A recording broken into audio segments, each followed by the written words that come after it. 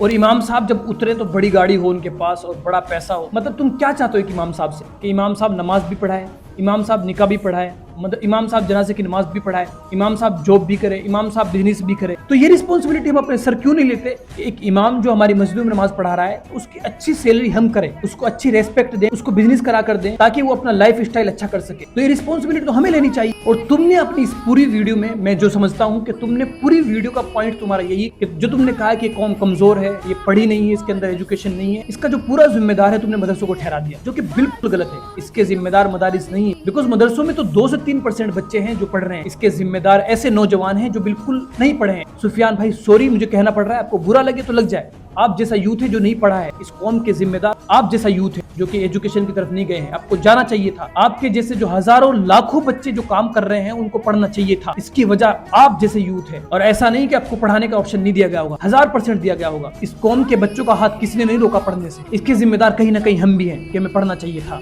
और तुमने तो खुद ने बोला है कि मेरे गाँव से सिर्फ 3 बच्चे हैं जो देवबंद मदरसे में पढ़ रहे हैं। तो तुम्हें तो खुद सोचना चाहिए कि वो और बच्चे कहाँ जा रहे हैं, उनके बारे में तुम्हें फिक्र नहीं। लेकिन जो 3 बच्चे देवबंद में पढ़ रहे हैं तुम्हें उनकी फिक्र है कि उनकी वजह से कौम बर्बाद हो रही है। उन्हें अच्छे से एजुकेशन हासिल करनी चाहिए। तुम मान लो कि वो 3 बच्चे अगर IAS भी बन जाए, IPS भी बन जाए, तो क्या पूरी कौम की जिम्मेदारी उठा पाएंगे? भाई हर एक बच्चे को पढ़ाना होगा। और तुम्हारी यही गलती है कि तुमने सिर्फ मदरसों को टारगेट किया, तुमने उन बच्चों को टारगेट नहीं किया कि जो तुम्हारे गाँव के अंदर हजारों बच्चे जो काम पे जा रहे हैं, जो कोई एजुकेशन ही हासिल नहीं कर रहे हैं, उनकी कोई फिक्र नहीं करी तुमने। ये तुम्हारी सबसे बड़ी गलती है। तो इसलिए मेरी रिक्वेस्ट है तुमसे कि तुम उस वीडियो को डिलीट करो और तुम सिर्फ मदारिस को टारगेट ना करो, बल्कि अगर तुम्हारे दिल के अंदर दर्द है अपनी कौम के लिए तो तुम्हें पूरी कौम के बारे में सोचना चाहिए, ना कि सिर्फ मदरसों को टारगेट करके मदरसे के बच्चों को क्रिटिसाइज करना चाहिए। तुम खुद सोचो, अगर तुम इस तरह से मदरसे को टारगेट करोगे तो किस बच्चे का मोटिवेशन आएगा कि हम मदरसों में पढ़ें? तुम तो उल्टा बच्चों को डिमोटिवेट कर रहे हो कि मदरसे में बच्चे जाते हुए 100 मरतबा सोचे कि मदरसे के बच्चों को इस तरह से टारगेट किया जाता है। और जो आलिम जो मदरसे में बच्चे पढ़ रहे हैं वो क्या फील कर रहे होंगे? तुम्हें इस बात का एहसास होना चाहिए